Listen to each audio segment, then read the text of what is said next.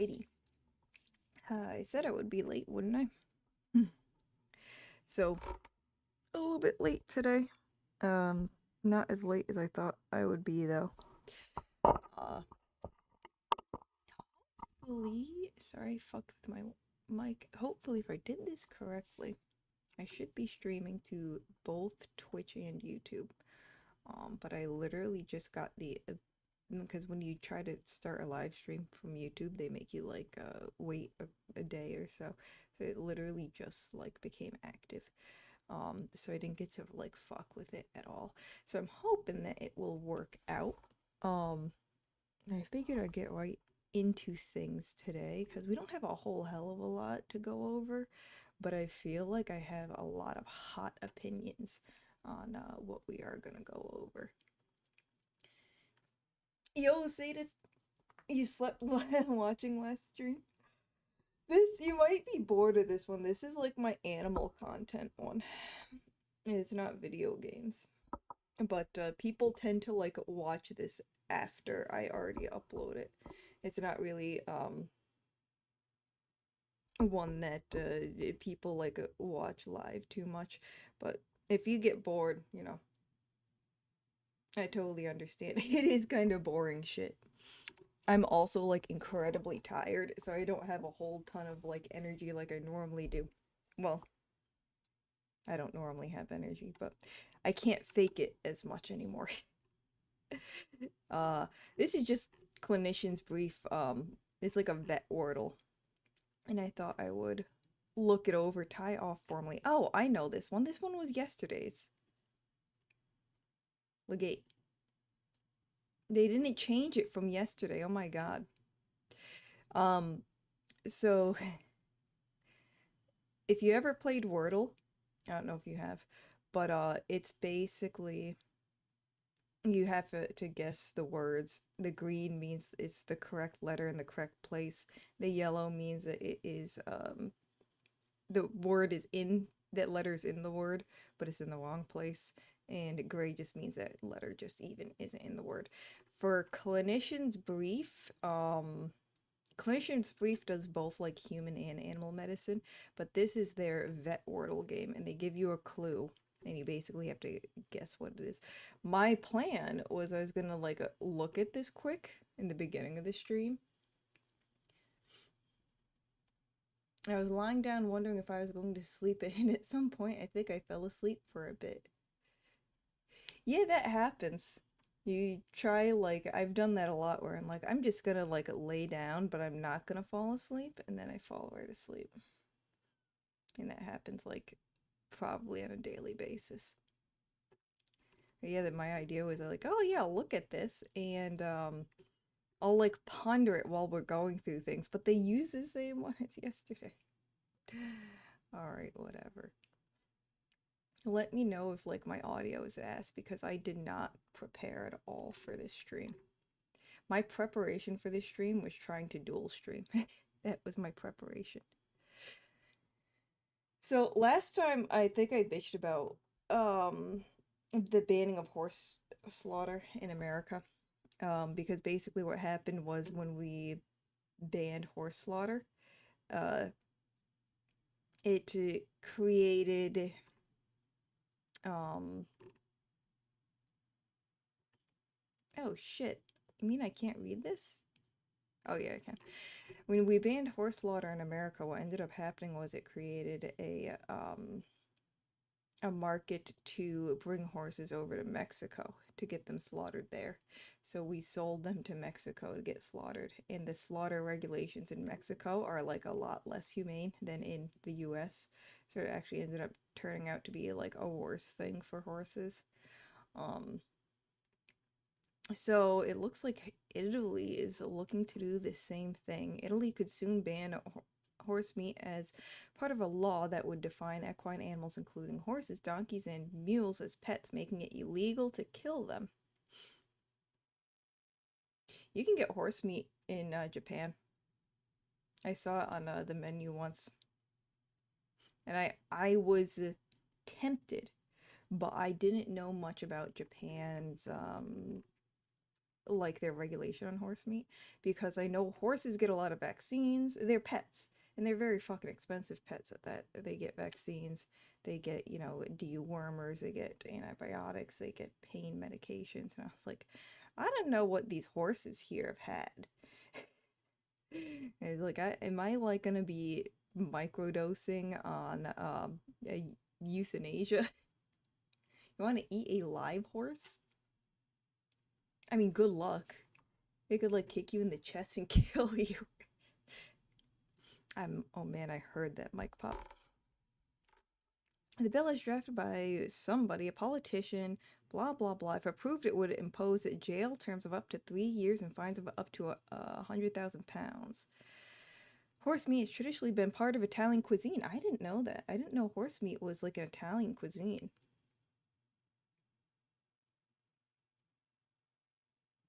I mean, I want to buy my own horse. I want to ride like that.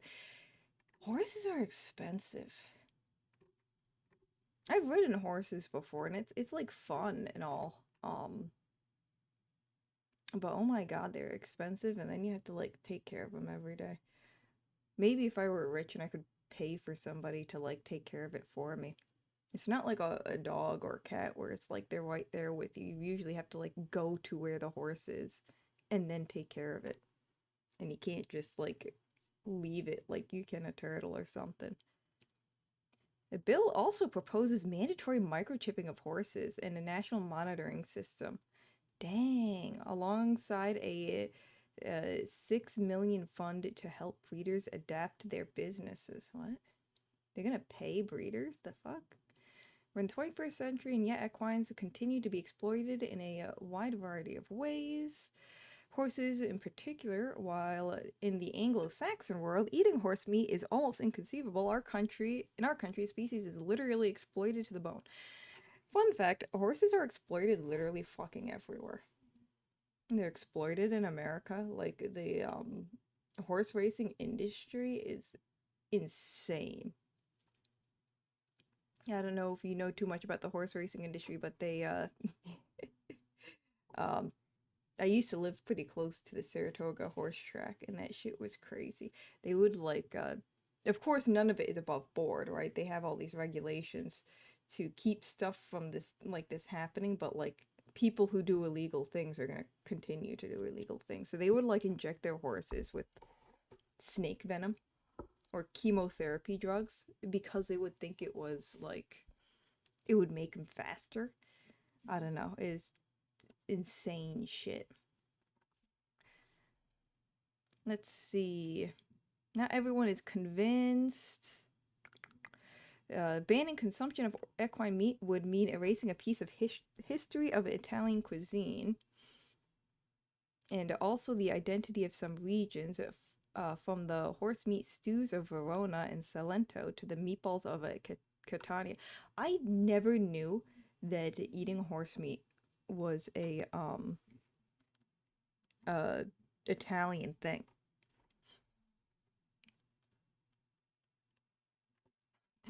The proposal did not take into account the gastronomic traditions of many regions.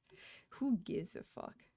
The decline in horse meat consumption among Italians has been driven by a cultural shift as well as a growing ethical concerns and empathy towards animals. In a survey last year, 83% of Italians said they did not eat horse meat, while 17% said they ate it at least once a month. Wow.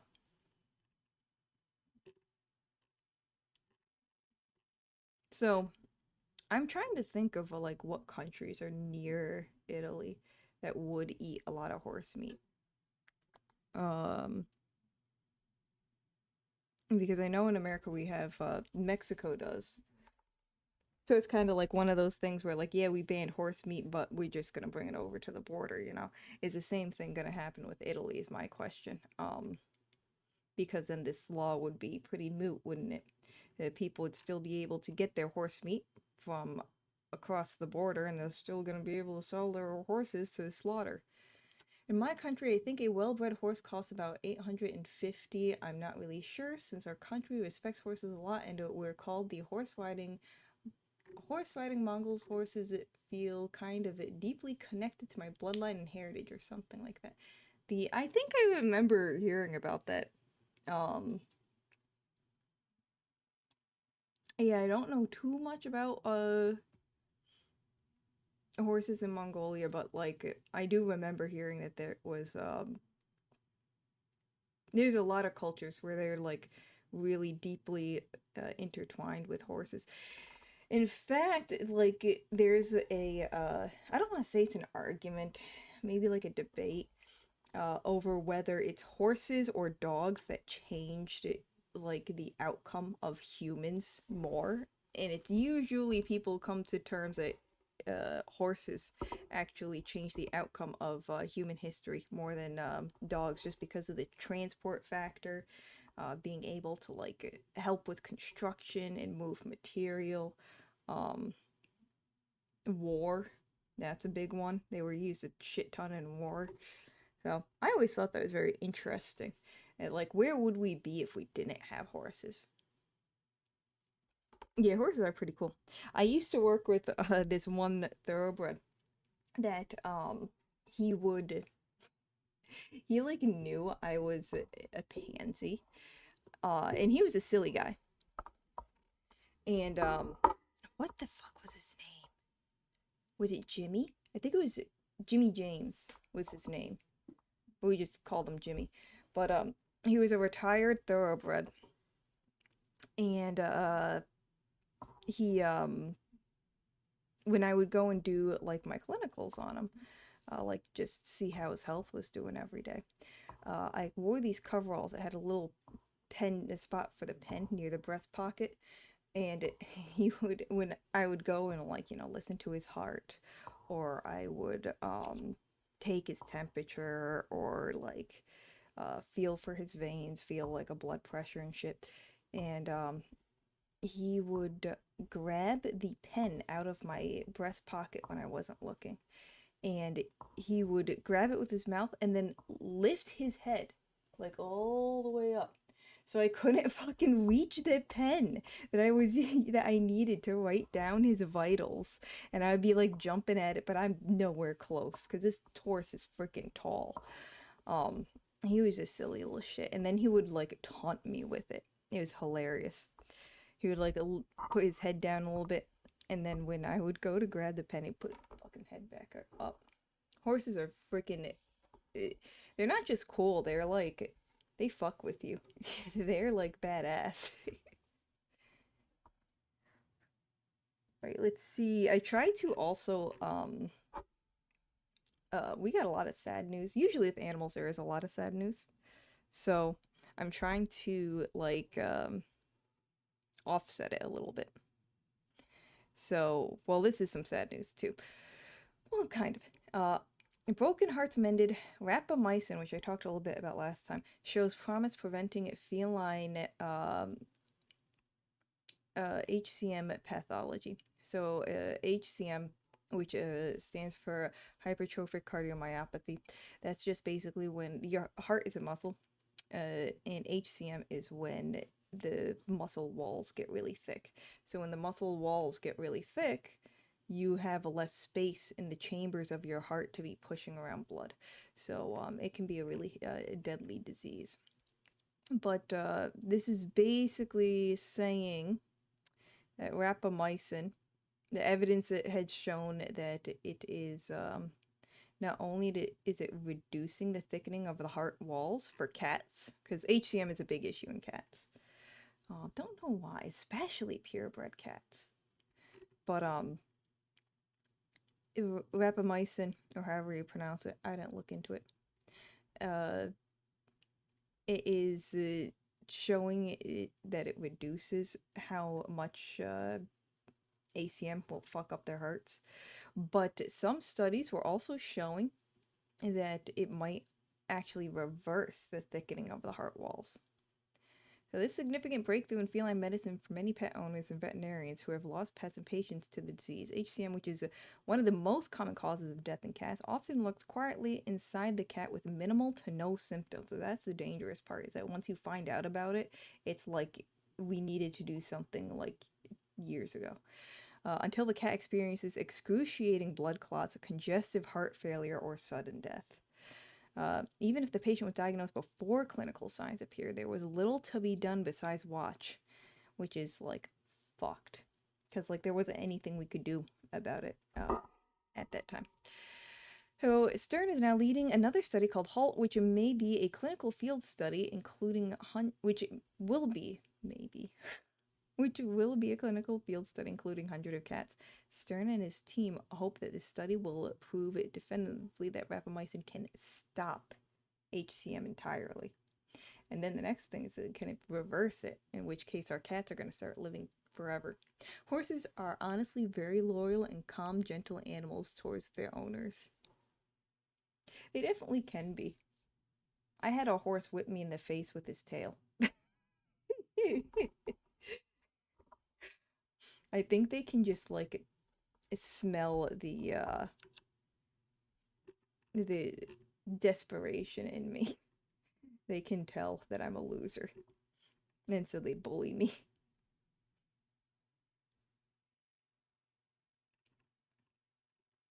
Veterinarians are very good at recommending preventive care in order to avert consequences of the disease. That's why diagnosing disease like HCM is so discouraging. Until now, there's been no way to prevent the hypertrophied. I swear to God, I can read. I know these words. Cardiac wall characteristics of HCM. Having no options to prevent an often fatal and unpredictable disease has left countless owners, veterinarians heartbroken. The FDA's conditional approval, so it's not like full. It's on condition, so they can pull this back if they wanted to. Of Felicin CA1, which is going to be our rapamycin, that's going to be the name of it, could definitely help avoid some of the tragic outcomes. But the drug should not be prescribed for just any cat with a murmur, because there are many reasons a cat might have a heart murmur, and that might not help everything. So, if you happen to have a cat with HCM, you can potentially see if you can get it enrolled into this study. The thing about these studies, though, is that there might be a control, and you might not know about it. So like your animal might be getting like the placebo, the medication that does absolutely nothing. Potentially, I don't know what the study how they are running that, but. So let's see. Oh, good. We have another really sad one. It's a really stupid, sad one, too, at that. Zookeepers put down surprising animal best friends on same day so neither of them left lonely. I'm going to try and keep my opinions on like to myself until we like read all of this. Now, zookeepers decided to put down an inseparable pair of animal best friends on the same day to avoid either of them getting lonely. The difficult decision was made by heartbroken staff at Nequay Zoo in Cornwall. I was about to say, where the hell is that? As the duo both struggled with age-related issues. Oh, Al, a 20-year-old tapir, and Johnson, a 9-year-old capybara. So the tapir, this guy's the tapir. He's all over my page. I like them. He's a Baird's tapir, too. They're like my favorite tapir. And a little capybara, which is looking they're both looking smug as fuck, actually. And this one, they both look like hardcore, like they're gonna beat you the fuck up. Yeah, and that's the fucking ridiculous tapir face that I know. They shared the same space for almost 10 years. That makes sense because that guy's fucking 9 years old. So basically, since that thing was a little one. Al, a 20-year-old Brazilian tapir, and Johnson, a 9-year-old capybara, formed an incredible bond while in the South American enclosure. The zoo favorites had shared the space together for almost 10 years. The zoo said the decision had been made after careful assessment and consultation between vets and animal care teams. The animal park broke the tragic news to fans with a heartbreaking post on social media on Friday. It wrote, with deep sadness that we announced the loss of Johnson, our 9-year-old capybara. Is that what they said this thing's name was? Oh yeah, they didn't say the name of the fucking capybara. Okay. Where was I? And Al, our 20-year-old Brazilian tapir. I think that tapirs can live to like 30. Because didn't we just have, we just covered a toxicity, a copper toxicity in like a 15 and 18-year-old tapir, and they were saying how they like lived much longer. Anyway, the difficult decision was made to euthanize both animals due to age-related health decline. This has been an incredibly difficult loss for those who cared for them daily. Both animals were much loved members of our zoo community, and their absence will be felt by staff and visitors alike. Al, born in 2005, we could gather that because he told us how old he was, arrived at the zoo in 2014 after traveling from Poland. He was joined by Johnson in the enclosure 3 years later, after the capybara was born at Chester Zoo. Over the years, the relationship has gone from strength to strength, something keepers have put down to the species sharing similar traits. Both capybara and tapirs are inherently very common social creatures, but the duo faced a number of health battles over the past few months, impacting their quality of life. The decision to euthanize both animals would prevent either from experiencing isolation following the loss of a companion. This has been an incredibly difficult loss for those who cared for them daily. It was difficult for us to say goodbye to them both at the same time, but it's the kindest thing for them. Both animals were much loved members of the zoo community, and their absence will be deeply felt by staff and visitors alike. One wrote, "We are so saddened to hear the loss of Alan Johnson. We wish all their keepers and friends much strength to bear the loss. Both were true ambassadors, the species." And this is just a bunch of comments. So that's pretty much it. Alright, so they didn't go over like what the age-related issues were. The tapir, that's what makes the tapir awesome, is that it's ugly. It's a fucking ridiculous animal.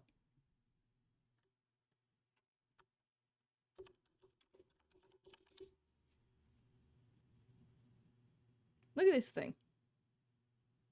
Look at that. Look at that thing. It's fucking ridiculous. Look at what is that? Why did God create this? I could look at these things all day. Oh my god.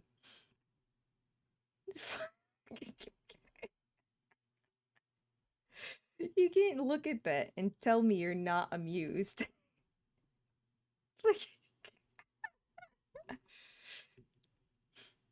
And they just put a random dog in here, like a random ugly dog. A little tongue. A little tongue. Look at this nose. Look at that nose. What is it doing? The nose shouldn't do that. It's pig. Pig. Pig. Look at this angry one. Look at how angry. Look at how terrifying. It's probably just yawning. I like when you look up tapir, we also get just a bunch of like random really ugly animals as well. You know, like Google is like onto you. They're like, oh, you want to see tapirs? You want to see this other ugly animal? You want to see this other monstrosity of God? But anyway, he looks crazy. The motherfucker's eyes scared me. He ain't crazy. He's a tapir. He's like, he's watching my soul. There is, oh my god, what culture is it? Is it, I think it's Chinese or Japanese, where the tapir actually eats your nightmares. Look, they're having a little birthday party. Can I play this video? It won't let me play this video. They're good. They eat your, they're like a dream catcher. They won't say smell your soul. Look at this guy. That motherfucker looks like he eats nightmares for breakfast. Damn. Why does he look like that? He looks like he's been in some fights. He looks like he's had a rough time of it. He looks like a Skid Row tapir. But then when they're babies, they look adorable. They look like little piggies. But anyway, before I get too sidetracked, so my original opinion didn't really get affected too much after reading this, besides the fact that they both have quality of life issues. That motherfucker makes nightmares. Well, he makes them and he also eats them. You know, you are what you eat. So a lot of people they attribute like human emotions um to animals. And I have a feeling that also happened here, right? Um where like so this would be called a bonded pair, right? A bonded pair is a pair of animals that would have a that if one left, like maybe you brought like you took the tapir out of the enclosure or something, and the capybara would like have a conniption fit. His quality of life would literally go down as a result of removing the tapir, either with like behavioral issues, like anxiety, or with literally health issues like anorexia, not eating, losing weight, vomiting from stress, that sort of stuff. So that's what we would call a bonded pair. However, at least in this article, like I get that they like each other, I get that they're friends, right?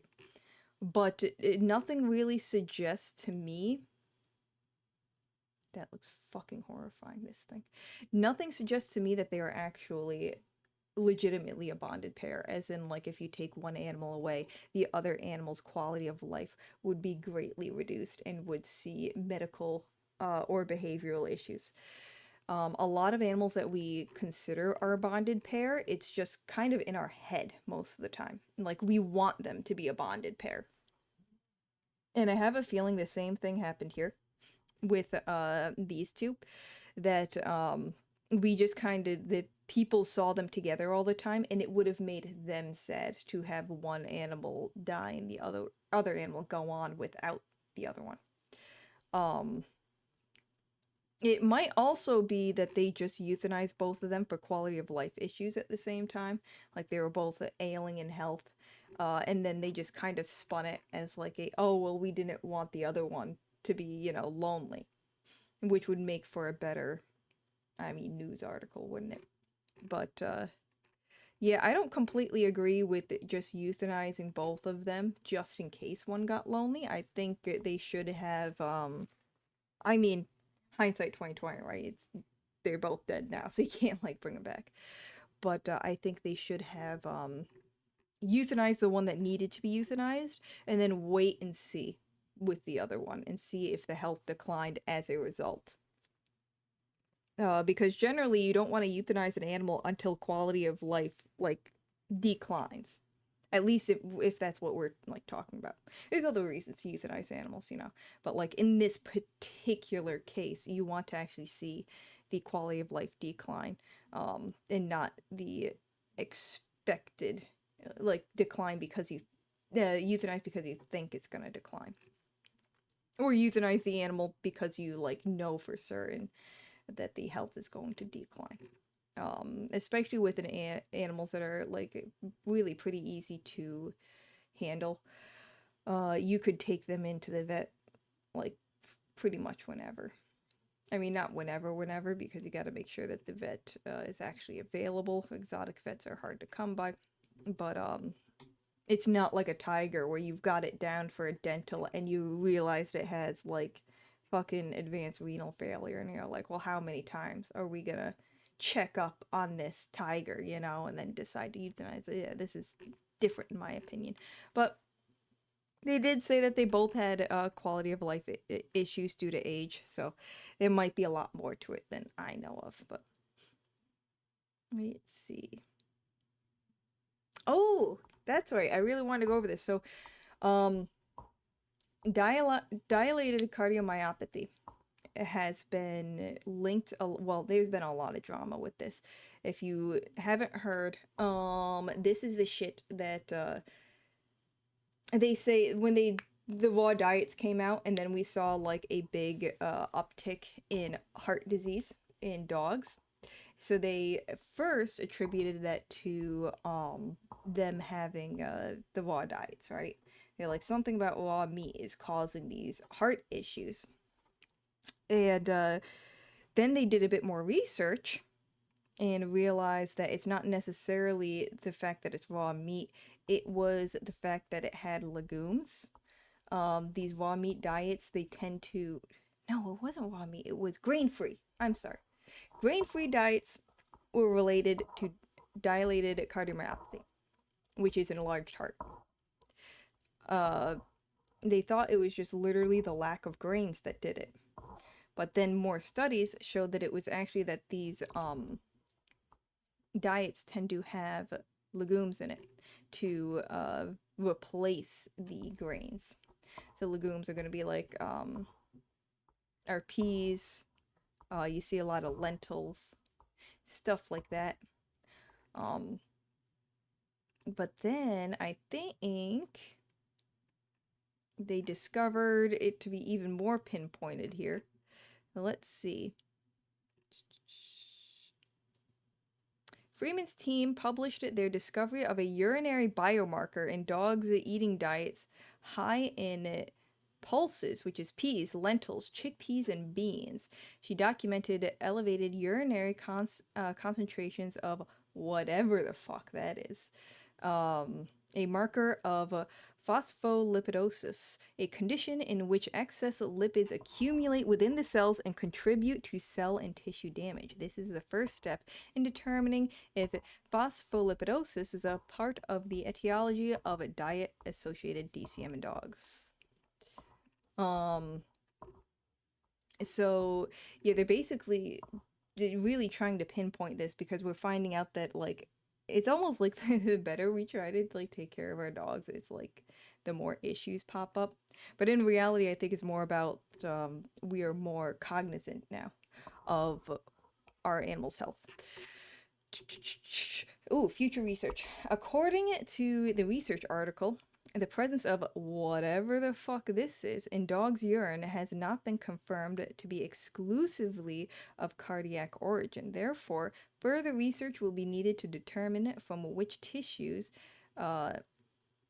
di 22-6 whatever is produced in dogs fed high pulse. Remember, that's our peas, lentils, chickpeas, shit like that, fed high pulse diets. Freeman's research also highlighted the need to understand other factors that could affect these levels, including the length of time the dog consumed a high pulse diet. I think that was supposed to be how instead of high, how much food they eat, and a dog's stage of heart disease.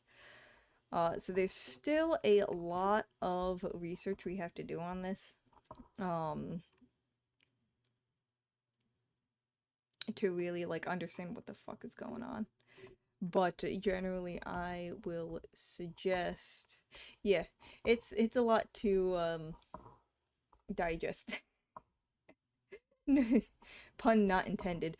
But there's still a lot to kind of figure out what's going on. I usually suggest to people to stay away from what I call the boutique dog foods, which is gonna be like basically your dog foods that you've like not heard of, you know, your bougie ones, that like uh aren't widely used just because they tend to be not as well researched. And you never want to be one of the first, you know, to use a product. You usually want someone else to try it out and see how it is. I know there was a correlation between Rachel Ray's dog food delish and HCM. I don't know what that correlation like led to, if that would just happen to be a coincidence or not, but I do remember when I was giving dietary advice that that was one of the big ones I would keep an ear out for when owners were telling me about like shit that they feed their dogs. So, Gazabod, I don't know where the hell that is. No, ad blocker detected. Shit.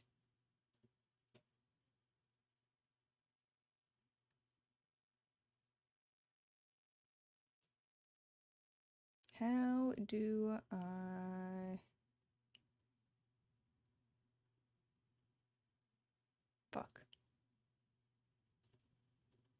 You bastards.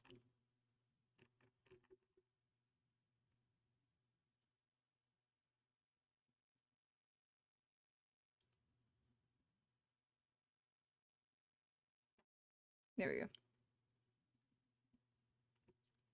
Video shows leopard roaming inside school. Police and forest department ask people to stay indoors and remain silent. I saw that this was kind of trending. Which is just insane. I don't know where Gazabad is. Let's find out. If I can. Okay, this site is really stupid. Oh my god, look at all the ads trying to load up. Holy shit. Oh my fuck. I can't even click off of this one because I think it's gonna make me click on another. Okay. God damn. A leopard was sighted inside a school as any place that like requires you to take off ad block is usually gonna be fucking terrible. But this was the only one I found that had like a little bit of everything, right? It had the pictures, it had videos, it had the Twitter. Not that I can read the Twitter. It's like in Swahili, it's in fucking moon runes, but as per reports, a leopard was seen early morning today inside Greenfield School, forcing authorities to shut down the campus on Wednesday morning. That's crazy. Imagine if you have to fucking worry about leopards. Forest officials rushed it into the spot and sealed the area. The officials are carefully searching the area to safely capture the animal. The authorities have also advised people living in the nearby areas to remain cautious. The Forest Department reached the school soon after the alert from school authorities. Divisional Forest Officer whatever said the call came early in the morning after the animal was seen in the school's security cameras. The school authority called us around 7:50 in the morning. They shared the video from the outer security camera showing an animal coming and going. It appears to be a leopard. After spotting the leopard, our team arrived at 8:30. That's a bit of an arrival time, guys. That's like, I wouldn't be announcing that. For a fucking leopard at a school, man. Let's see. Is it gonna let me watch it? Because I don't have a Twitter. I'm not signed in. Uh-oh. Can I still watch it? Oh, thank you guys. Let's see. Little loud. Yo, where's the leopard? You guys promised me a leopard. What the fuck? Is this just the closure? It's not even a leopard. Fuck, man. Where's the leopard? There's the leopard. Bruh. Oh my god. He's like, usually there's little snackies in here. Like, where are my snacks?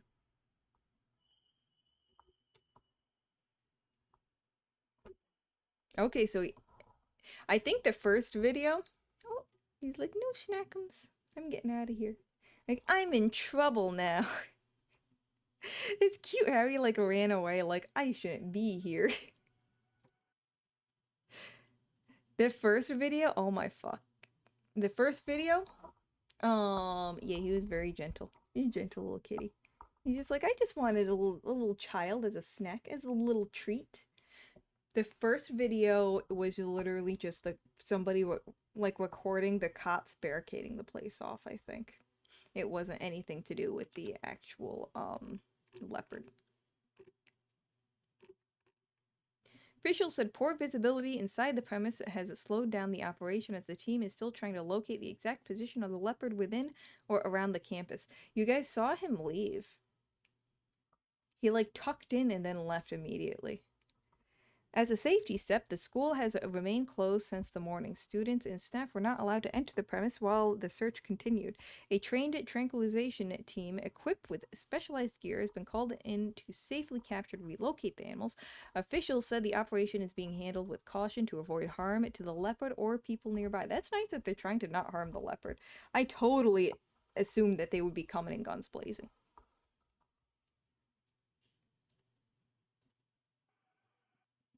He is pretty cute.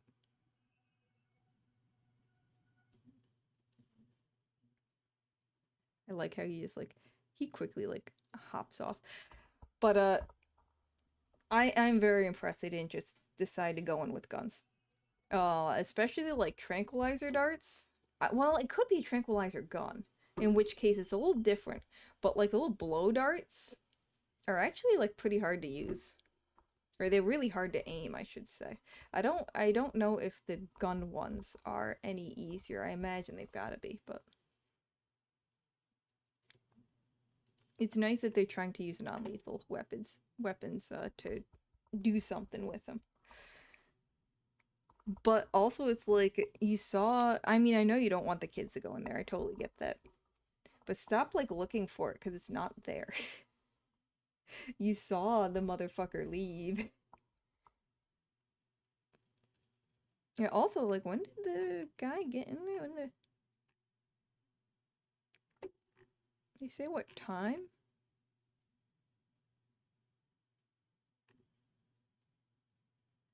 I was gonna say, like, I don't know when their school starts, but shit, we're like, here, we're in school by 6:50.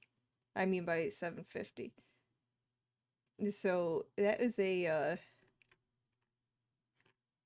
a close fucking call for those kids. He's definitely looking for a little snackums. Or maybe not, he might have just been investigating. But the Forest Department has urged people living near the school to remain alert and not gather near the campus until the situation is under control. Yeah, they're sure not gathering by the campus. Yeah, that's not happening.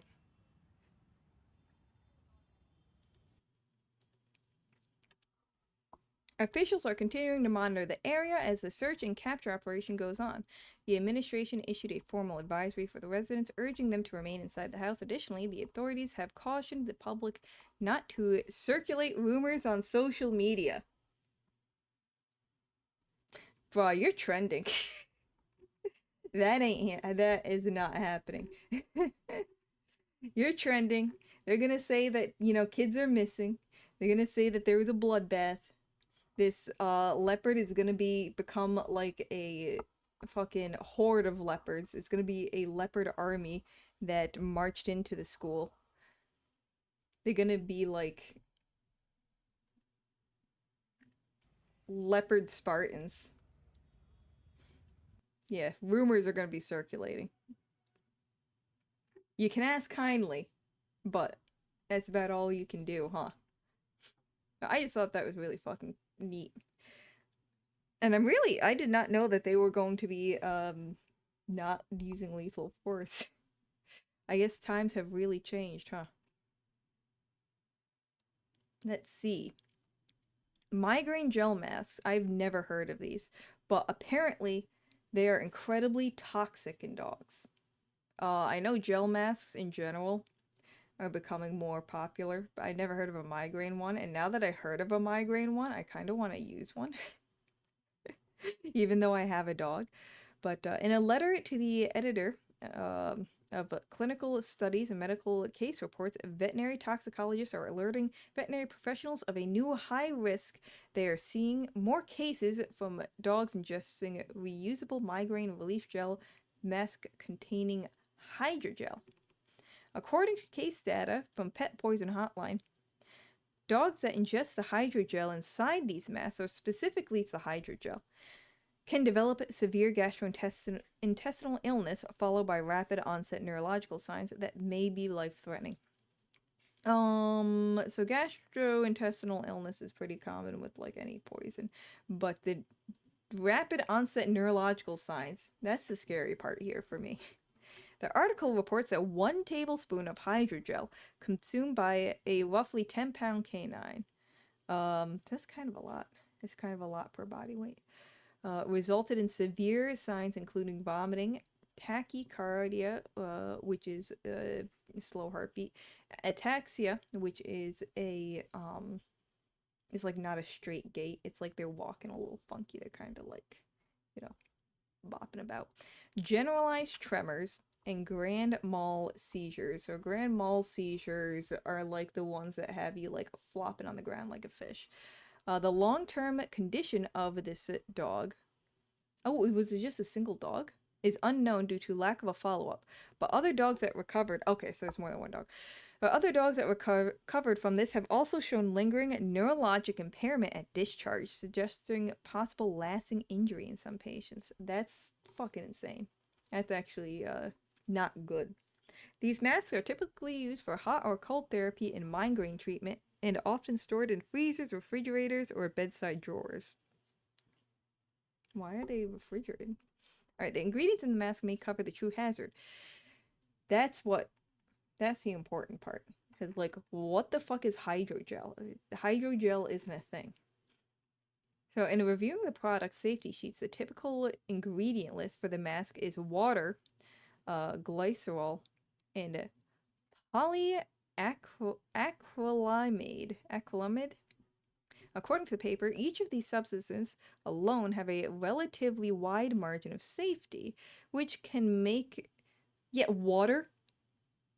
I would hope water has a wide margin of safety, which can make the severity of clinical signs difficult to explain at first glance. The authors point out that glycerol can cause gastrointestinal irritation and osmotic effects. So that's osmosis. You remember osmosis, Jones? Yeah, like getting things, equilibrium. Water and salt going in at a cell. Shit like that. So, osmotic effects at very high doses, but the dogs have consumed these masks have not shown the electrolyte issue one would typically associate with that. So, polyacrylamide, the polymer that forms the gel, is also considered to be minimally toxic to dogs. Since those ingredients do not typically cause clinical signs reported, the attention has instead turned to the acrylamide monomer. The monomer is a toxic impurity that can remain after manufacturing or be released if the gel breaks down. Even trace amounts may be clinically important because acrylamide is a potent neurotoxin. Alright, so there's the problem. Heating or physical degradation of the product may increase the amount of free monomer available. Okay. So that is our issue here. Is that word. Laboratory testing of gel samples from commercially available masks has confirmed the presence of that monomer, and studies cited the article have shown that polyacrylamide gels may contain residual acrylamide monomer ranging from 0.01 to 0.1%. I thought it was 0.1 to 0.1, and I was like, the fuck? That's not a very large range. In fact, one might not even call that a range. Clinical response and prevention. Prevention is don't let your dog eat this. That's what I'm gonna guess. According to the authors of the paper, given how quickly and dangerous the poisoning is, immediate decontamination in the asymptomatic patient followed by aggressive symptomatic and supportive care are indicated upon presentation to a veterinary facility. Okay, before I read the rest, let me guess. It's gonna be induced vomiting, because I don't think that's acidic. So induced vomiting, and then supportive, it's gonna be like just fuck ton of fluids. Just flush that shit out. A lot of fluids. Hydrogel ingestion should be included on the differential list for dogs presenting with acute gastrointestinal signs followed by unexplained neurological abnormalities. Oh, they're not gonna tell me what they do? Well, I guess that makes sense, because then pet owners are just gonna start doing it. Shit. Fuck, I'm gonna have to, like, buy their pet poison hotline book or some shit. Pet owners should store gel masks securely, discard any damaged products, and keep them out of reach during heating or cooling. Surprise, surprise, just don't let your dog eat it. So yeah, my guess is gonna be, I don't think this would be dangerous to the... So the main thing with vomiting, if you're trying to vomit up something that your animal has eaten, there are gonna be a couple of big considerations to make, right? So one of them is gonna be, you want to make sure that whatever the fuck your dog, like, or cat ate is not going to be, it's not gonna be sharp. It's not gonna potentially, like, cut the fucking esophagus if it vomits it back up. That's one of your main considerations. So if your animal, like, I don't know, fucking, like, ate barbed wire or something, I can't think of it. Oh, if it eats, like, a cord, like a wire cord, I've seen that before. Where they had an animal, like, vomit up a bunch of fucking copper wire, and I'm like, man, that could have easily killed your dog, dude. But, yeah, stuff like that. Um, so you have to be mindful of that. If it ate anything sharp or ate anything could really damage the esophagus, or if it ate anything very acidic, um, because that could also really hurt the esophagus, especially when you're combining it with the stomach acid that is coming up from it as well. That can really fucking mess shit up. Uh, so as long as that's not something that would damage the esophagus, I'm gonna guess, total guess, is that this is gonna be a vomit situation, big pukes, followed by probably fluids. I can't think of what else you would give besides, like, fluids, making sure they're a good temperature, whether that's heating or oh, you might give some drugs for the tachycardia potentially. I'd be worried about that though, given like everything else that's going on. Maybe something to help with the seizures, if the seizures are ongoing. I don't know if it's like a one-time kind of thing or if it's just a continuous thing. Um, so yeah, I'd never heard of migraine gel mask though, and now I want one. Thank you, Aha, for telling me that migraine masks exist. A 25-year-old man who poured alcohol into Hawk's mouth is sentenced to jail time for animal cruelty. Hawk loves him some buzzballs. Oh my god. He gave the fucker buzzballs. Fucking Zoomers, man. A 25-year-old man in Los Angeles County was, of course, it's Los Angeles with buzzballs, was sentenced on February 19th following an investigation into animal cruelty. In June, he captured, oh my god, he captured the Cooper's hawk as well. Is that not also a felony? It's a bird of prey and he captured it, so he was illegally.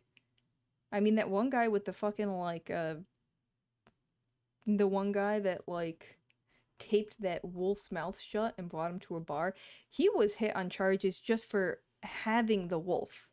Even though in that state the wolves are considered a pest and you can do fucking whatever to them, he still got hit on charges just for having the wolf captured. So I'm very surprised. Usually the US really is really tough on their bird laws, specifically bird laws.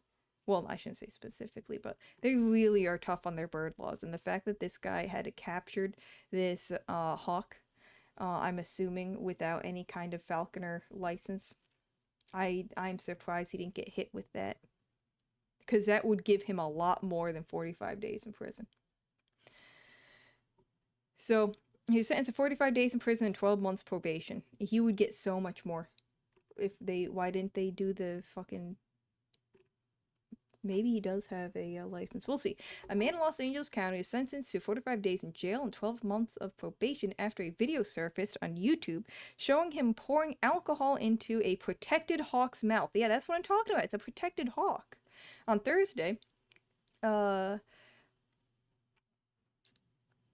Cesar Gustavo Diaz, 25, of Watts, this whole sentence, like, kind of made my brain boil, learned his fate after entering a no contest plea to an animal cruelty charge after being seen giving a juvenile Cooper's hawk an alcoholic beverage. He captured the bird at Amelia Mayberry Park. Don't really care. He was sentenced to 12 months. Yeah, we got that, like, for the third time. With credit for time served, 20 days of community labor, a completion of a 24-session animal cruelty counseling program, 5-year probation on possessing animals. This is bullshit shit because nobody actually checks on this. There is most areas they're starting to come up with some states are starting to come up with a animal abuse registry, in which case places like rescues and shelters cannot adopt out to those people on the registry. They can have access to the registry is what I'm saying. And like people who like are rehoming their pets or like breeders who give a shit. But other than that, other than like the few states, I think there's like literally less than 5. Nobody knows that you're not supposed to possess animals if you don't tell them. Except maybe like animal control if they are directly tied in with the police. Well, animal control will be directly tied in with the police, but the shelter that animal control works with might not necessarily have direct ties with the police. They might just have a contract. They might not have easy access to this sort of information. So it's like, who gives a fuck? As long as this guy doesn't tell anyone that he can't own animals, he's going to be able to get animals. And even if people did know about this, he can still get animals from Craigslist, you know, from individuals that don't know any better. So this really doesn't matter. Not until we at least get a registry going, like a national registry going. And that's another thing. He has it in California. The registry in California, I don't believe is the same in another place. And then if California, it's an open registry that people can look at. In most other states, it's not going to be. So anyways, that's bullshit. A 10-year firearm probation. Oof. If he had firearms, that would be a big oof.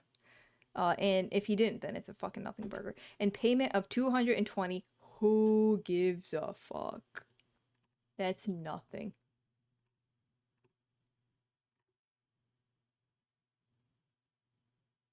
He also, like, what happened to his little footsie there? The government organization confirmed that concerned members of the public had alerted them after seeing the YouTube clip. This then prompted an investigation by the Special Operations Unit. Images shared on Facebook page showed the hawk being fed alcohol from what appeared to be a green buzzball cocktail container. Indeed. Yeah, you can tell by this is not a very chilled out hawk. He looks very terrified. Did he wait, that's a fucking cigarette or a fucking it's a weed. He's making the hawk do a weed?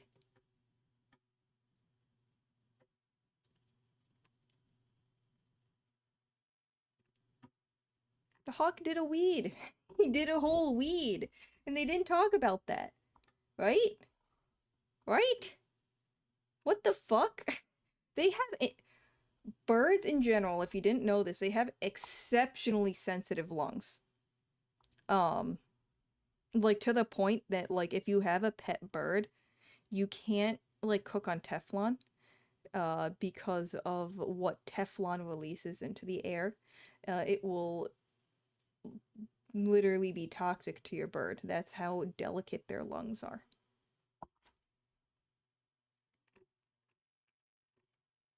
I'm surprised nobody fucking talked about that. Look at those claws, though. Oh my god, that looks like that hurts.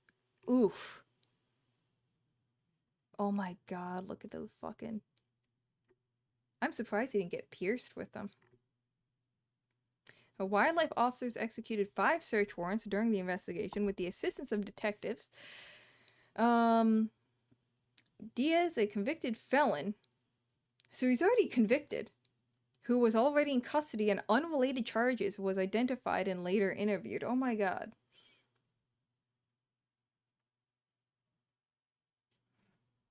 Yeah, that hurts. In Mongolia, some people have their own hawk eagle. People do here for like hunting.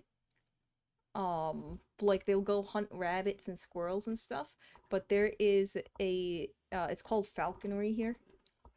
But although you don't necessarily need to have a falcon, it's usually hawks. But it's like a big long process. It's not like an easy thing to get. It's not like getting a driver's license. Like you need to have a mentor for so many years and stuff like that. And then like when you do get a hawk, you only have so much time with it and then you have to release it again. And it has to be like, I think it has to be a wild hawk if you're doing falconry. As in, like, you can't get one from rehab and you can't get one from the pet trade. Although I don't think you can get hawks in the pet trade in America anyway, so that's... I mean, you can, but you're not supposed to. But you can find a way. Yeah, they keep talking about how they gave the hawk alcohol. They didn't talk about the doobie in his mouth. The organization reminded the public that Cooper's hawks are protected under California and federal law, pointing out that capturing, harming, or harassing wildlife is illegal and can result in criminal charges. Yes, he already served 44 of his 45 days, partly with help of credit for good behavior. Really?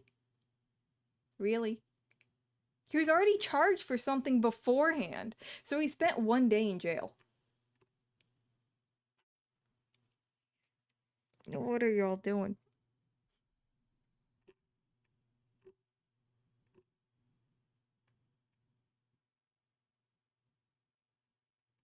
Yeah, the problem with this is that everyone's gonna look at this and think it's cool. They're not gonna look at this and think that he's a dick. They're gonna be like, oh yeah, the fucking, chilling with the homie. My boy loves his buzzballs. I actually don't know. I have never come across a case where I had to learn what alcohol does to a hawk. So I actually am not sure. I can't imagine it's anything good. I know, like, the fucking, cigarette is put out, but still, it's not good to even have him be around the smoke, let alone have it in his fucking mouth. That's it, because what the fuck was he, is a convicted felon already in custody on unrelated charges. I want to know what those charges are.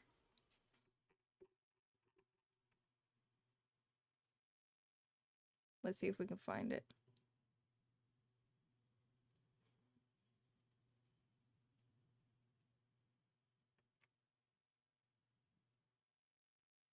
Yeah, they just say he's a convicted felon.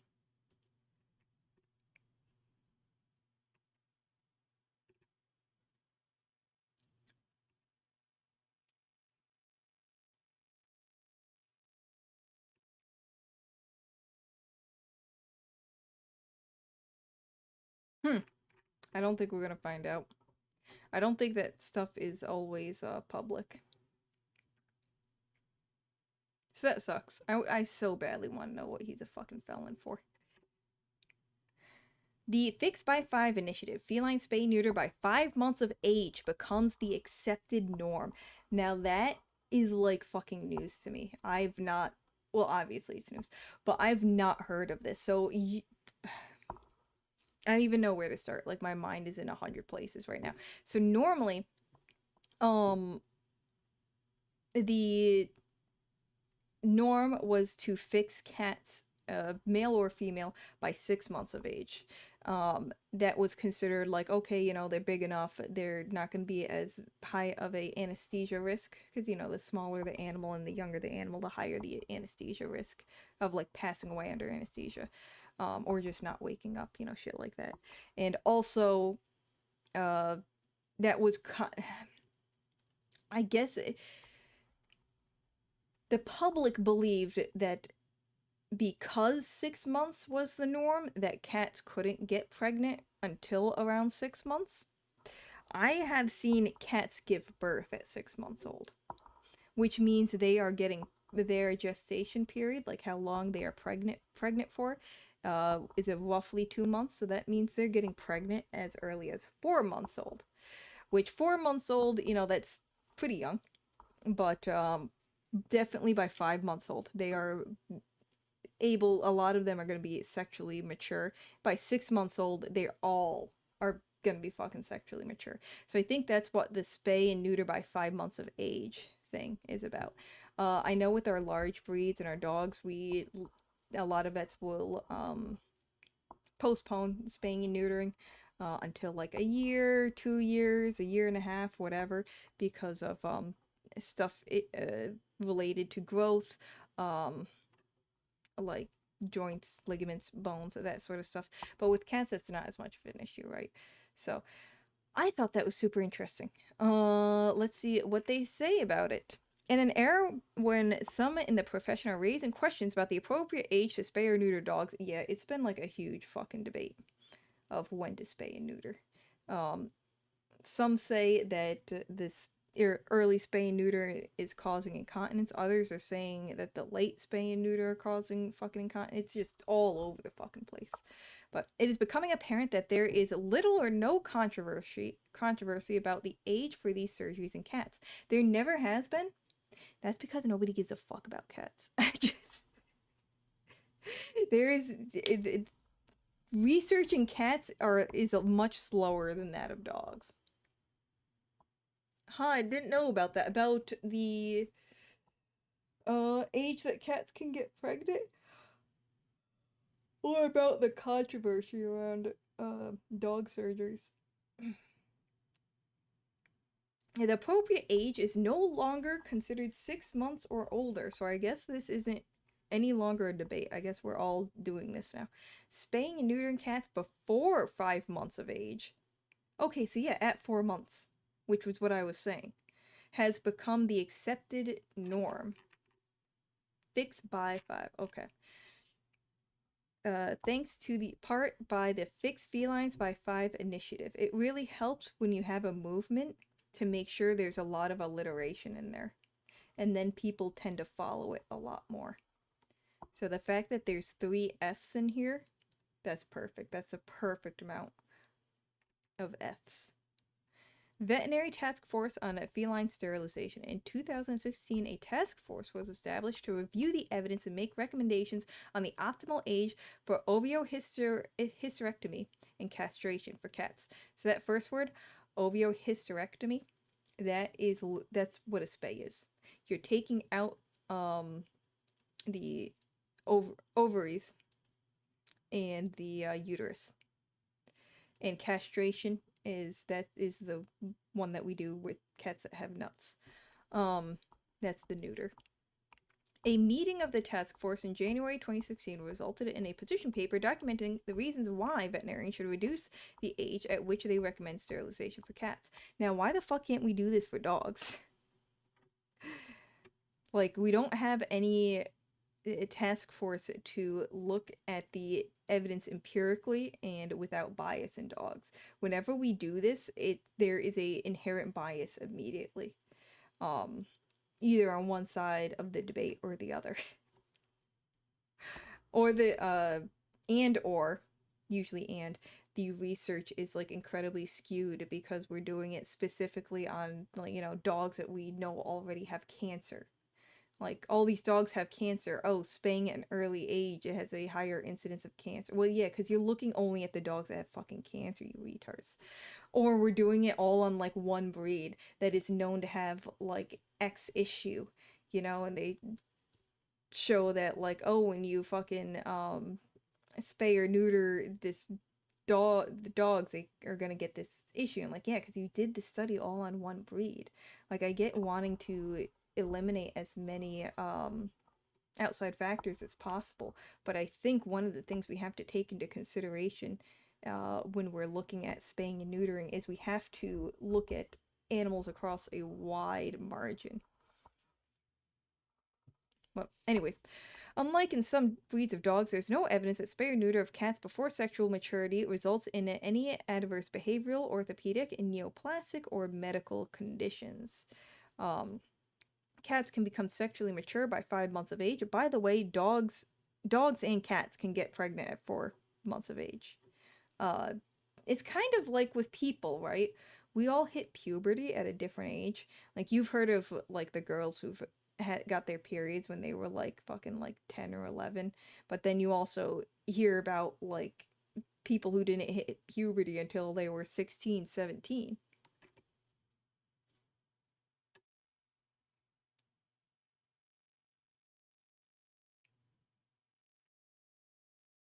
So, um there's a lot of different like the same issue happens with animals, you know. You get animals that mature faster and you get animals that mature a lot slower. And some of the ones that mature faster can get pregnant as early as 4 months of age. So female cats can become pregnant by 5 months of age, or 4 months. I've seen 4 months. Spaying or neutering cats before 5 months of age will reduce the incidence of unplanned pregnancies and birth of unwanted litters of kittens. Mammary neoplasia is the third most common neoplasia in cats, and most mammary tumors in cats are malignant. So the average life expectancy of cats diagnosed with mammary neoplasia, so that's like cancer, neoplasia is less than 1 year. So sterilization of female cats before 5 months of age significantly reduces the incidence of a mammary neoplasia. That kind of reminds me, once upon a time when I was working with the shelter, we've got a cat in that it came. So these people came in with a cat in this like busted ass carrier. They said it was a stray, and they were worried that it was injured. Well, it smelled bad, but the carrier looked pretty fucking like beat the fuck up. So I assumed it was some carrier that they got from like outside in a shed or something. So yeah, and I couldn't really see the cat because the carrier was pretty dark. So I brought the carrier in and I took the cat out, and suddenly like the smell was just horrendous. It was so much worse. And I was like, oh yeah, the inside of this carrier, like this poor cat, it smells like hell in here. Like it was fucking bad. And then I'm looking at the cat's eyes, ears, mouth, all that sort of stuff. I go to flip it on its side because I'm about to do a blood draw, and its fucking stomach is like burst the fuck open. There's blood and there's pus, mostly pus, like this yellow thick goop. And its stomach had like a bunch of these bulges, like multiple bulges on it that were like cut. They're not cut open, but it looked like it just burst fucking open, like an alien came out of all these tiny little not tiny, but big bulges on its stomach. And there's just like this yellow, whitish pus all over the animal's stomach. I look at the carrier and there's like pools, like these thick, sticky pools of pus in there. And the horrendous fucking smell. So at that point, I was like, this cat's not long for this world. It's like, there's no way we can fix this. So, we, I put the cat back in because I'm not drawing blood on this cat that's like covered in blood and pus. Like, it's already in fucking enough pain. And, oh, that poor fucking animal. Then the smell was so bad. But basically, the moral of that story was, a lot of people were like, "Oh, that guy abused that cat," and no, the person who brought the cat in didn't abuse it. It had mammary tumors, probably mammary cancer. It was a stray, likely unfixed cat, and these tumors just got so big because they grow upon themselves that they eventually explode. And then when you have these giant open wounds on your belly as a cat that lives outside, it's just gonna get infected. And it gets infected to the point that the animal becomes incredibly sick. So, sorry, that was super sad. Anyways, mammary neoplasia is the third most common neoplasia in cats, which I can absolutely believe. Sexual behaviors like spraying, roaming, fighting in males, and signs of uterus, which is like, when the cats, like, the female cats get, like, really fucking annoying, and they're howling all the time and meowing all the time, and they're rubbing their ass up against you, that's the signs of uterus. Pregnancy and birth of unwanted kittens in females, obviously fucking in females. The males aren't birthing the unwanted kittens, are often the reason that cats are relinquished to animal shelters. I guess so. I think the number one behavioral reason cats are returned is inappropriate urination, which could include spraying. But I think the number one reason that cats and dogs are returned to shelters is due to like money around housing. Either they can't afford the apartment they're in to allow pets. They can't afford like the pet rent. They're moving and they can't afford pet friendly housing, that sort of shit. I think that's the most common. But to say that it's often, I guess it's not incorrect. It's just not the most common. Castration of male cats before 5 months of age significantly reduces male sexual behaviors, and the spay of female cats eliminates estrus entirely, obviously, because we are doing a hysterectomy on them. Pregnancy and the birth of unwanted kittens, right? Because we're taking away their ovaries and we're taking away their uterus. That makes sense.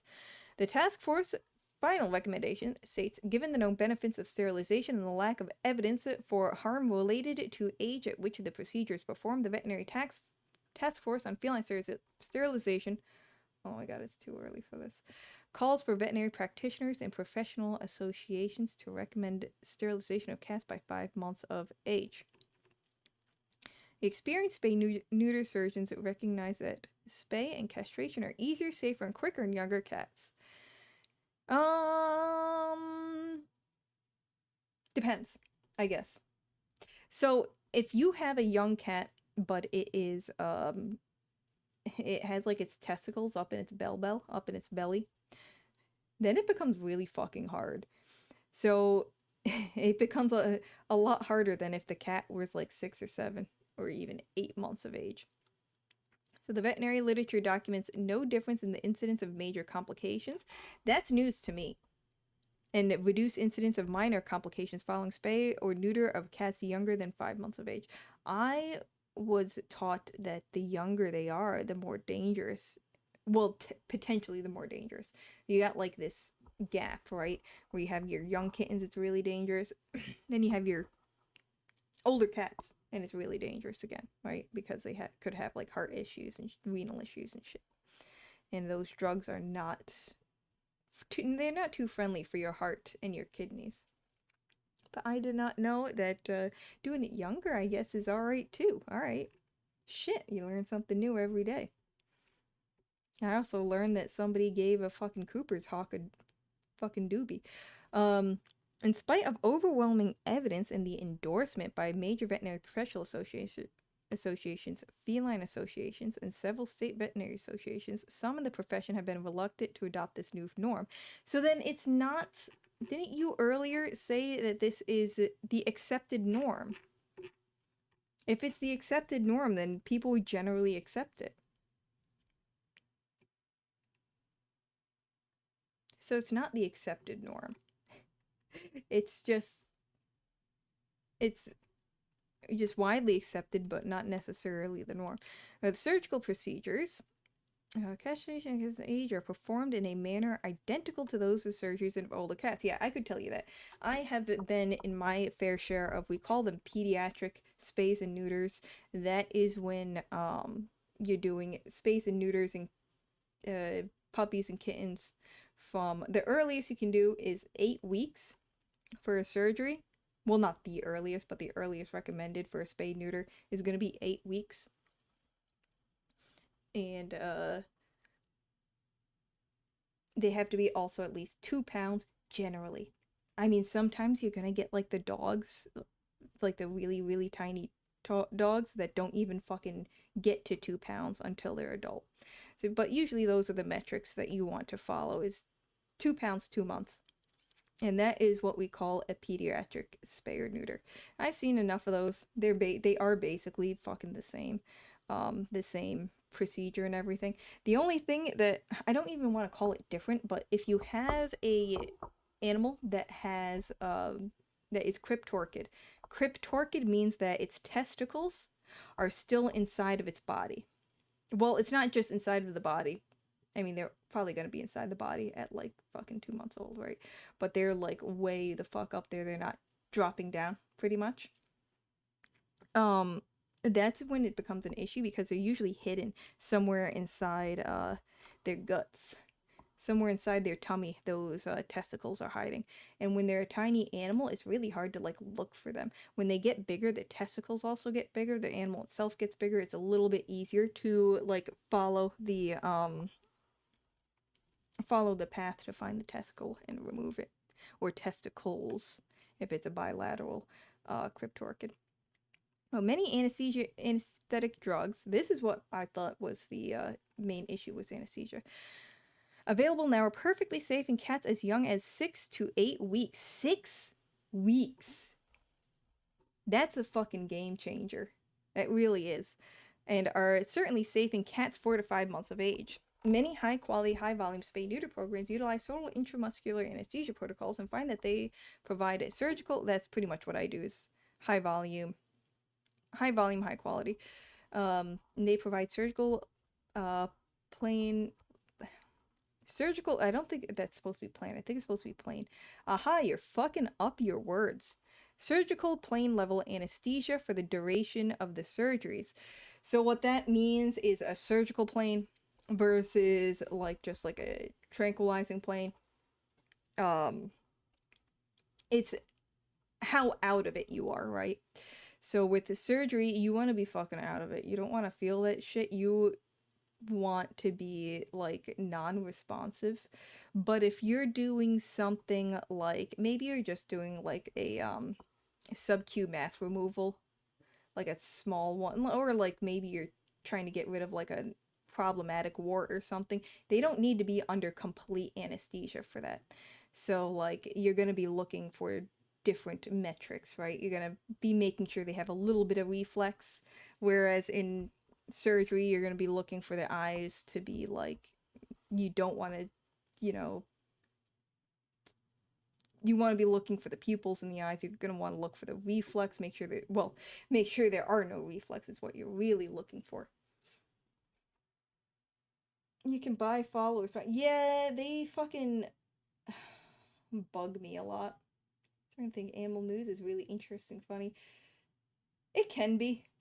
I'm not gonna lie, this week was a boring fucking week in animal news. Like, I was struggling to find shit. Usually I have, uh, the Association of Zoos and Aquariums, which is international. They usually have a lot of, like, baby animal births, and I like going over those because they're fucking cute, and it's like a nice highlight after, because most of the shit is usually depressing. Most of the stuff on my Twitter feed is depressing as fuck. And I like to kind of end it on something like happy, but they didn't have anything. They had fuck all. So I don't get to end on that kind. I did find something somewhat kind of happy and cute to like sort of end on.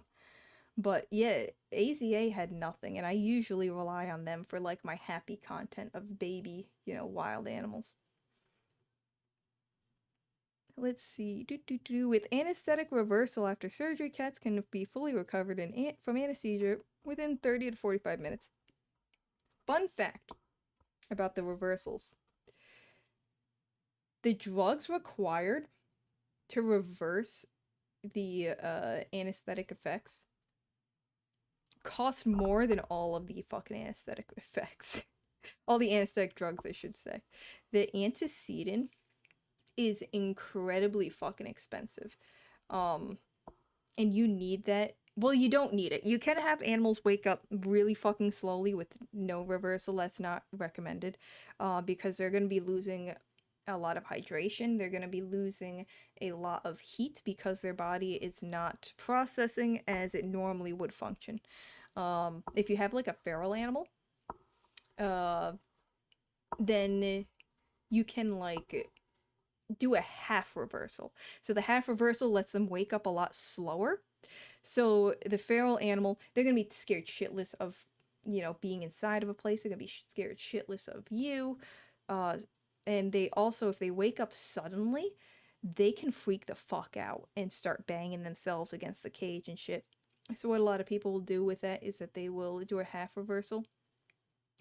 Put them in like a safe cage or something outside, where they can slowly come to and not freak out as much. And it gives the people time to also bring them back to where they're supposed to go, or bring them back to a quiet place, instead of having them wake up in the office where they're going to be scared shitless and possibly piss and shit all over their newly constructed incision wound. So Yeah, we have the we've had the reversals for like as long as for a long fucking time. So I don't even know why they like mention this here, especially because this is supposed to be like a vet article. Like every vet and vet tech knows that we have reversals. It's not a new thing. Um, but I don't know. I guess it's just to reassure people that like we can reverse the side effects of these drugs in case that there is a problem or there is concern with these younger kittens and having like renal issues trying to process the drugs, I guess. But they've been here for a hot minute though. So, urinary obstruction.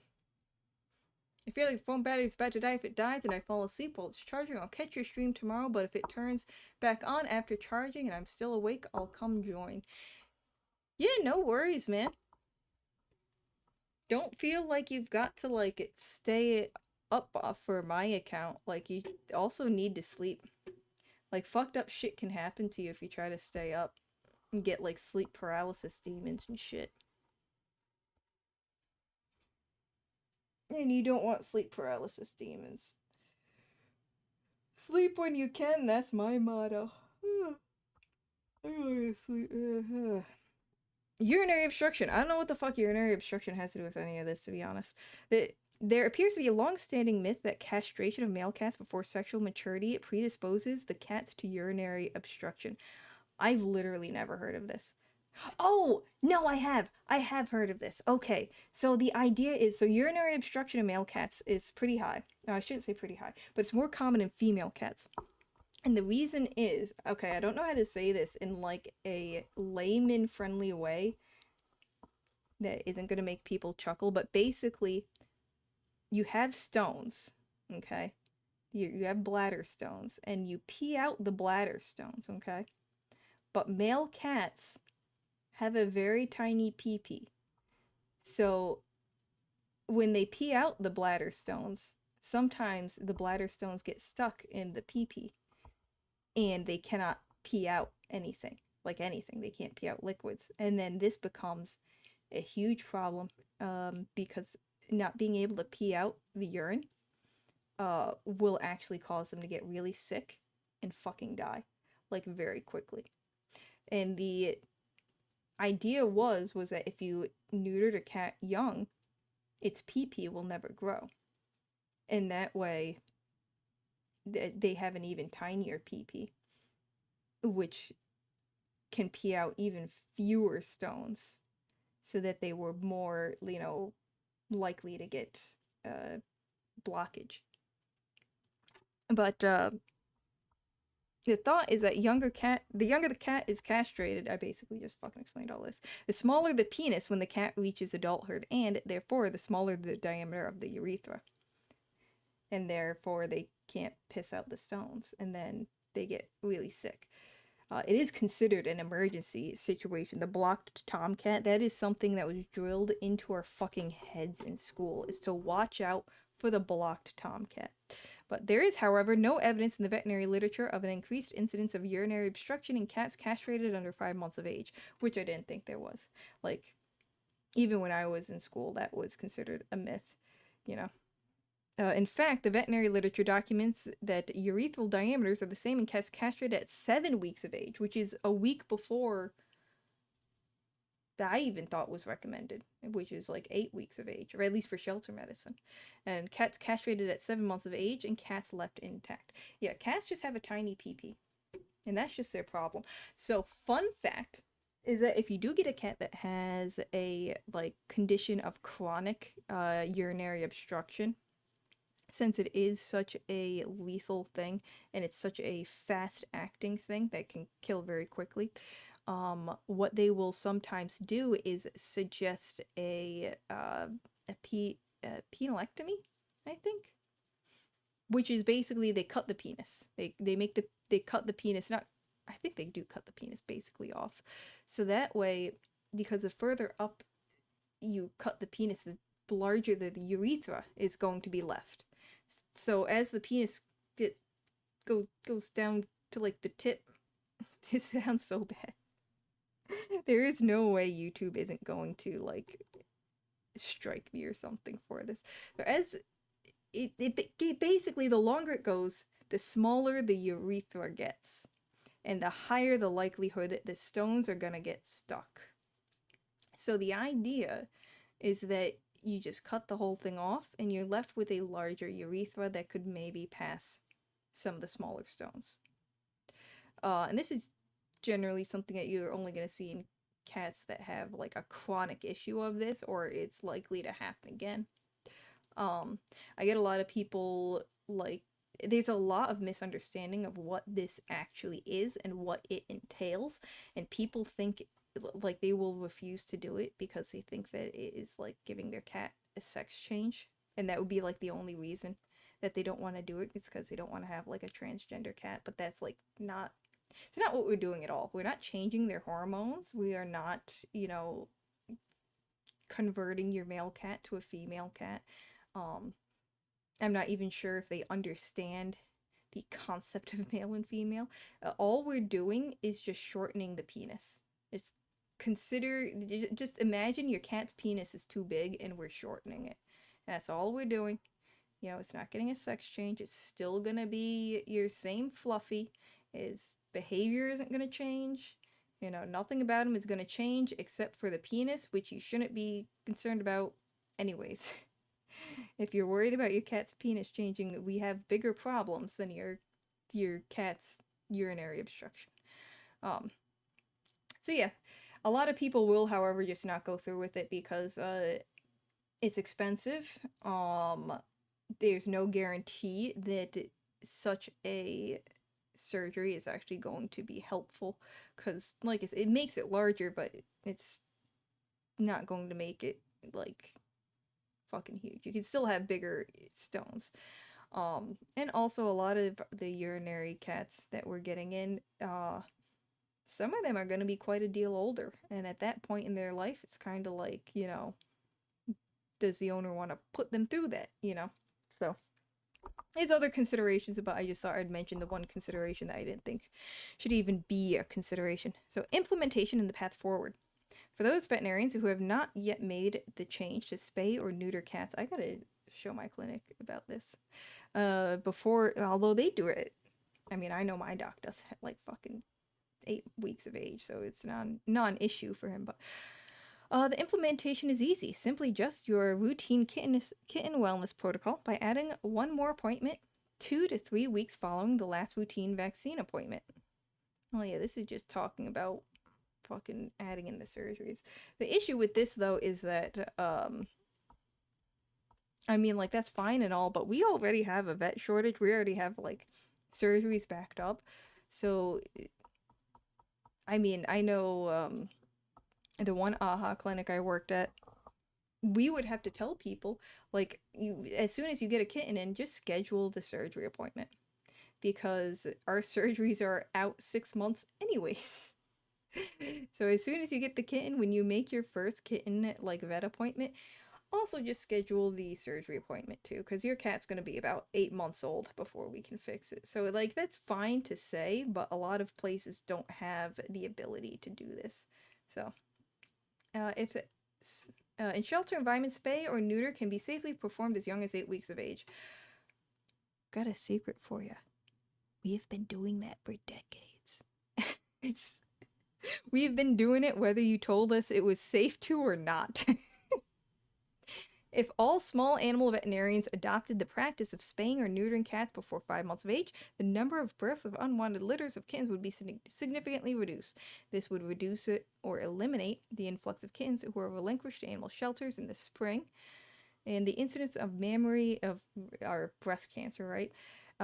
In adult female cats would be reduced, and the relinquish of adult cats for sexual behaviors would also be reduced. Okay, so it's a great thought and all, but I think the majority of our spring litters are less to do about people holding off. I'm definitely sure there are some people who have unwanted litters, but I think a lot of the spring litters is due to our stray outdoor cats that, people either didn't have the money to fix in the first place, the cats weren't technically owned, whether they're being fed by somebody who doesn't consider them their owner or what, or by feral cats, which is why we're getting it specifically in the spring, when the weather warms up and the cats have the ability to raise offspring.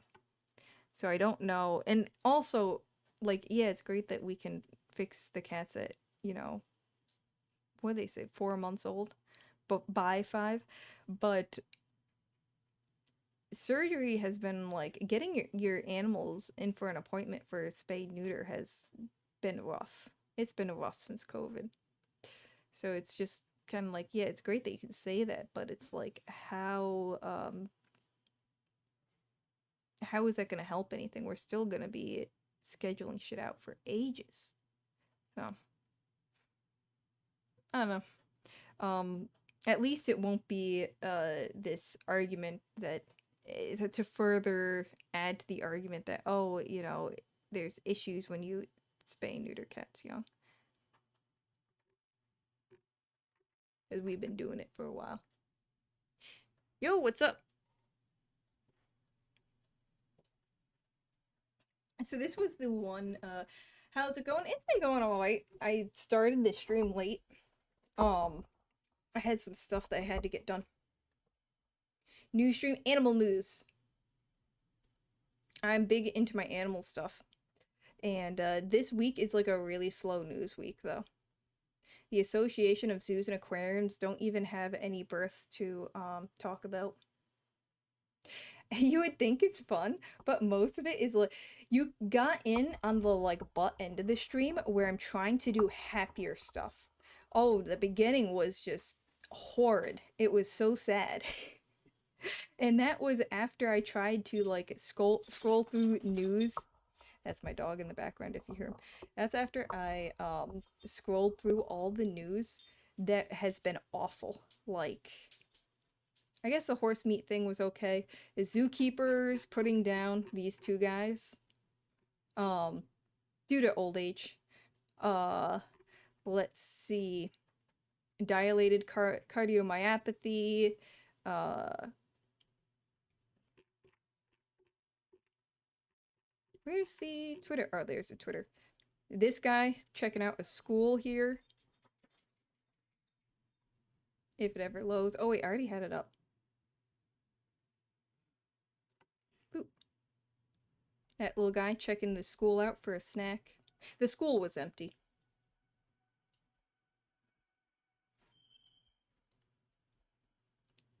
Let's see what else. Migraine gel masks that cause like imminent death in dogs if eaten. This dude that fucking poured alcohol into a Cooper's hawk's mouth and also gave him like a fucking doobie. Yeah, so a lot of it's been really sad. And we are just starting to get to like the happy part of it, which is cute otters.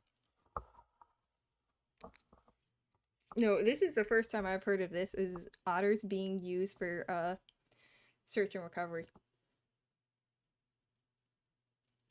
That said, that people out there just don't know how to treat animals. Yeah. Yeah, it's really bad. And that was after I went through like my Twitter feed trying to like look for like some relevant news, and like so much of it is just blatant fucking animal abuse. I'm in Australia, so there are a lot of animals. Oh man, Australia has some amazing wildlife. I'm jealous of y'all's like it's so weird to me that y'all can just see kangaroos. That your kangaroos are kind of like us seeing like deer or something. That's so insane.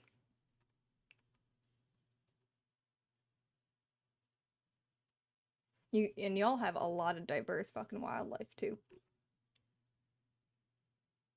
I don't think we went over anything. I haven't really seen much animal news going on in Australia. A little bit in the UK. Last week I saw an accident vehicle hit deer. Oof. Was the deer okay? Was the person in the car okay? The deer are a real big problem where I come from. Like hitting deer and shit. It can be incredibly deadly. And like with moose, like if you're about to hit a moose or meese, they got okay after treatment. That's good. Ooh. Well, at least they're okay now. People will fucking die hitting deer, man.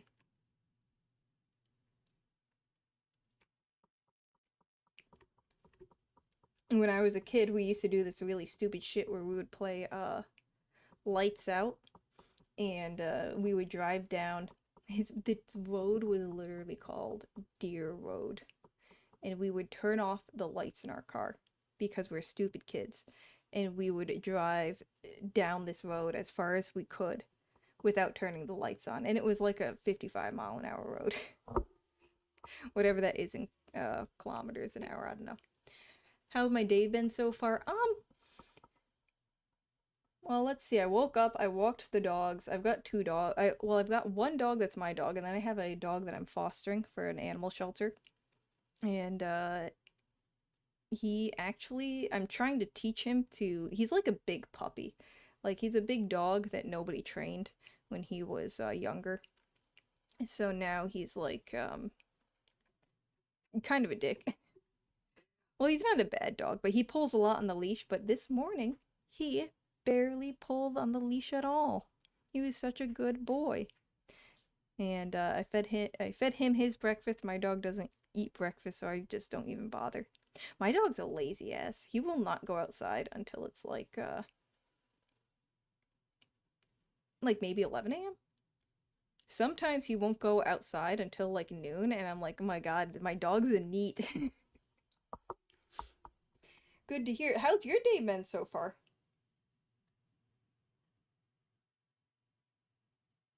No, that game was not fun. Don't do that game. That game was more like, you know, when you're a teenager and you think you can't die? That's what that game was.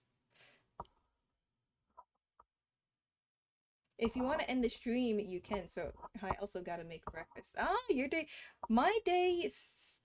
Well, I was gonna say, I've been streaming since 9 a.m. and I just kind of like did dog stuff and then immediately tried to set up my stream. So my day's like it just started, but also just didn't start. But did you know that they do use otters for search and recovery? I did not know that.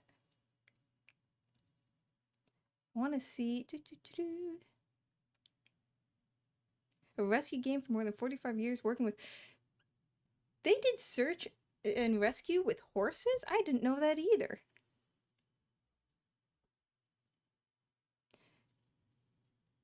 Let's see. As adept as his teams were, Hansel recognized the area where they could stand to improve underwater recovery with limited visibility, especially when searching for the remains that may be partially or fully buried, with cold cases increasing in popularity due to advances in the science of DNA. Those searches are in high demand. Oh, so they're going to be using these otters for like digging up bones. By the way, if you don't mind, can you take a look to my Twitter? Yeah, sure, I can do that. Let's see.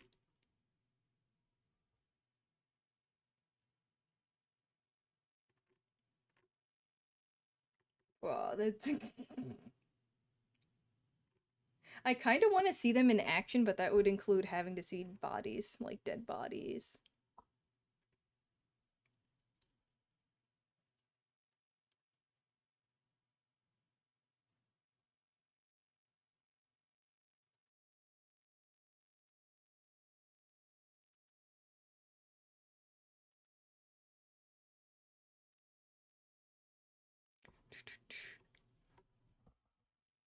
No, they don't do well in pressurized cabins because of their ear flaps. So the only way to transport them by air is to sedate them. That sucks. But that brings on with the other challenge because otters' body temperature react to sedation. any animal, any mammal's body temperature is going to react to sedation because their heart rate is going to go down. They are not going to be able to thermoregulate as much as they normally would. The moment we give him a sedative, his temperature spikes. Oh, it goes up 2 to 4 degrees. So they stick to diving, often grouping cases by geographical location to make the most of their time on the road. Okay, I did not think that was different. I was gonna tell you about myself, but thought I would just share my Twitter. That's fair. Yeah, if you don't feel like uh sharing too much, I totally understand that. Oh, so you do artwork? Oh, well, I won't ask you on stream. I'm sorry. I won't. That was rude of me. Let's see. Can we kind of see what Hansel actually does? The search has to qualify for the otter or we don't use them. So even in perfectly clean water, they don't allow splash to go any deeper than 30 feet. Well, that's not the most useful. And if the current is any stronger than 8 knots, it's a no-go. Okay, but then, like, at this point, I feel like we would just use divers, but maybe otters are faster, I don't know. Then, of course, there are predators to watch for, and in Florida's waterways, that means gators. Is this dude in Florida? Because that's not helpful. If there are 25 alligators in the area, I'm just not putting him in. His team doesn't do a visual sweep of the area, but also uses sonar to check for gators hanging out on the bottom. Birds of prey like hawks and eagles tend to be interested in Splash, but Hensel's team also has that covered.